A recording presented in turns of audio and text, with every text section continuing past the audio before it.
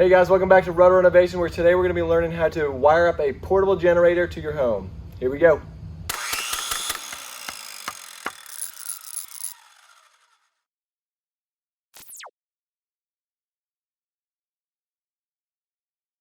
All right, you might have your panel on the outside, or it might be on the inside, or you might have two panels, one on the outside and one on the inside.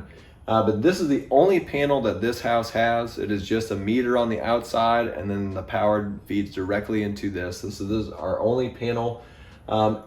We do have space in this panel to put our generator breaker, but we need to put it up at the top. That way when we installed our interlock, which is in our state, it is a state requirement by law. That way you don't backfeed power back into the guys working in the line if there was a power problem. So we're gonna have to move these breakers, and in order to get there, we're gonna have to remove this cover. That way we can open up a spot so we can put our breaker up at the top. Just a note, I'm not an electrician, so make sure you get in touch with one for your specific situation. Also, I would highly recommend having some kind of a non-contact voltage meter. That way you can see what things are live. And even if you shut off this main breaker, you're still gonna have power coming in from the utility company up to the top of this panel. So you can still get electrocuted even though you're shutting off this main breaker. Also, you wanna use tools that have insulated handles to lessen your chance of getting electrocuted. All right, so we have our panel off now, and we can evaluate and see how much slack we have in these wires to be able to move or adjust one side or the other so we can put our generator breaker up at the top.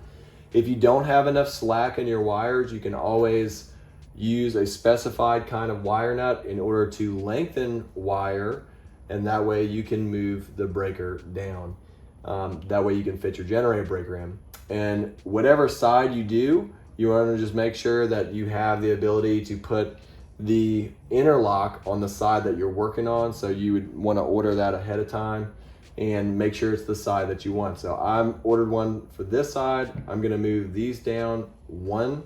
That way I'll have that top slot for my generator breaker.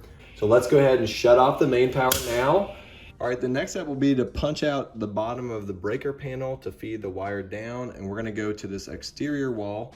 And I'm also gonna punch out the back of the generator plug box where it will come out of the wall, and then we're gonna put a fitting here and on here to hold the wire clamped still, and also it'll prevent it from rubbing on any of the sharp edges of the box.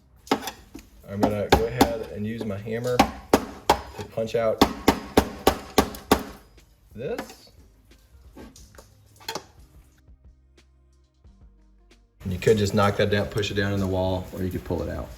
If you haven't checked out my collapsible workbench video, I'll provide a link somewhere around here. This box didn't have a removable knockout, and I didn't have the correct size hole saw, so I used my drill bit and a Dremel to create the hole where my clamp and wire would feed through. All right, so there we have our hole. This is the fitting I'm gonna put in there that I can pop the electrical wire through, and we'll get that set in and then feed our wire through the wall, and then we'll mount the box. All right, so here's where our power's coming in from the city, and on the other side of this wall is my breaker panel. And so I'm going to mount this right here underneath it, and it'll feed the wire directly through the wall, and then we'll have access to plug our generator in and run it. To create the hole in the mortar, I use a pneumatic chisel hammer. You could also use a drill with a masonry bit.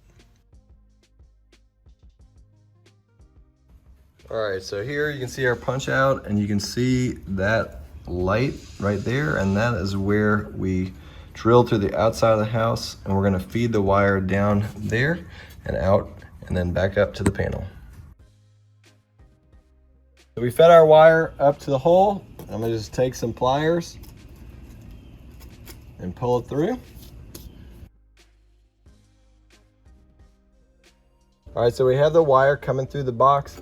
And before I attach it to the other side, I'm gonna mark where I need to put these holes right here, these anchors in the wall to attach the box to the wall, and then I'll wire it up. To attach the box to the wall, I use my drill with a masonry bit, plastic wall anchors, and 3 exterior screws. I had to use a hammer drill for the top hole going through the brick, which you'll see in a second. Now we'll take it and we'll wire it up. The ground will go up here with this other ground. Then we're going to take the other wires. The red will go with the red, the neutral will go with the neutral, the white, and then the second hot wire will be in this black one over here. Before we get everything else secure, I'm going to push this wire back into the wall just a little bit because we don't need all this slack. And then I'm going to tighten up the clamp here to hold this wire still. All right, now we'll go ahead and wire up the remaining 3.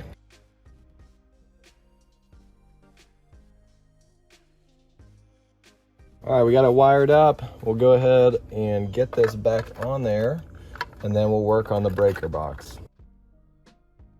All right, back on the inside, this is the wire going to our receptacle for the generator on the outside.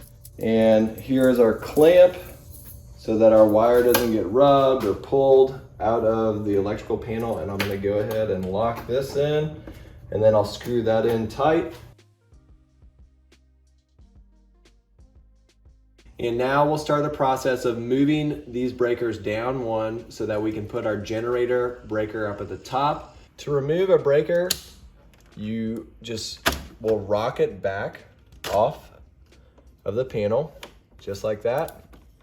And then we'll start moving them down and locking them back in. Thankfully, I have enough slack to where I don't have to add any wire or anything like that. But it's just that easy. You get it locked in, and then you'll just move them down. When you move breakers, make sure the little lip on the bottom of each breaker is seated first before you push down the opposite side to lock it in to make sure it's securely installed. I got everything moved down. Power's still off. I'm gonna go ahead and strip back these wires so that I can put them into the new breaker.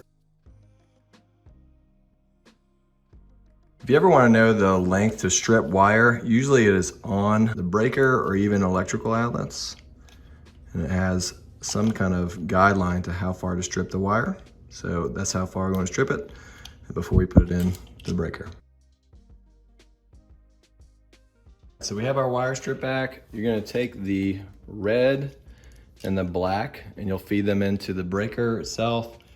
Here's where you'll feed them in, and there's a little flathead screwdriver that you'll tighten down to pinch the wires.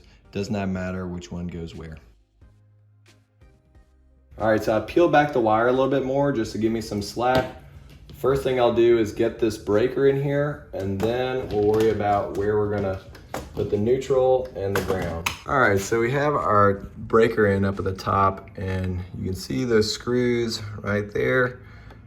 What I did is I bent this at a 90, and so what I'm gonna do is I'm gonna tuck it right back there, feed it in, and then I'll screw it in, and I'll do the same thing with the ground as well.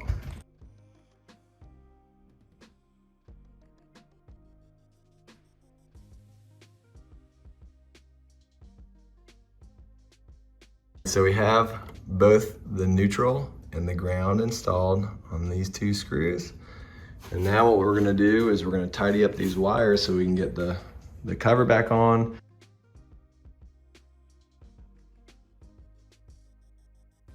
Because we moved all the breakers down, we need to bust out these 2 knockouts here. I'm just gonna use some pliers to do that.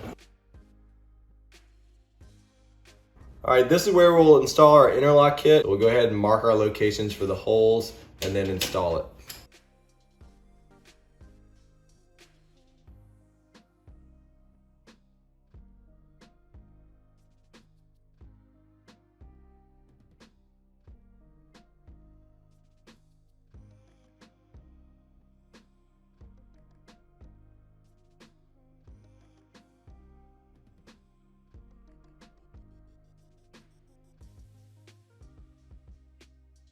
All right, so you can see that the interlock is not allowing me to turn on our generator breaker unless the main power is off. But once I pull this down, I'll be able to shift this whole thing over and then use my generator power. And likewise, we won't be able to turn this switch back on unless this is off. Next, you'll start your portable generator, and I haven't started this thing in a little over 3 years. since my long-term storage of a generator video, so we'll see how quickly it starts up.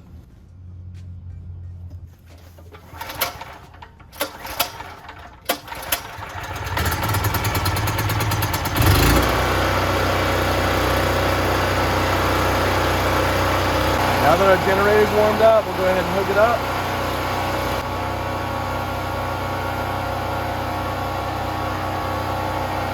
All right, I have these lamps here just so you can see it's currently on the utility company's power. I'm going to turn off all of these larger breakers first.